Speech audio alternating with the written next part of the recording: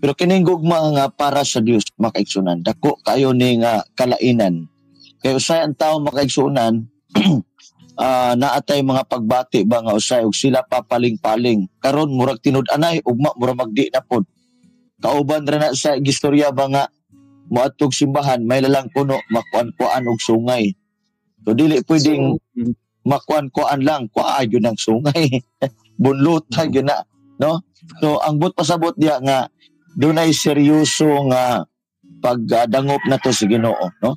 Mo bitaw nang muduol ta sa Ginoo kay kita di man ta perfect, naa man tay makapakyasan. Matag adlaw masayop ta sa unahuna sa ato ang pagpamulong sa atong binuhatan.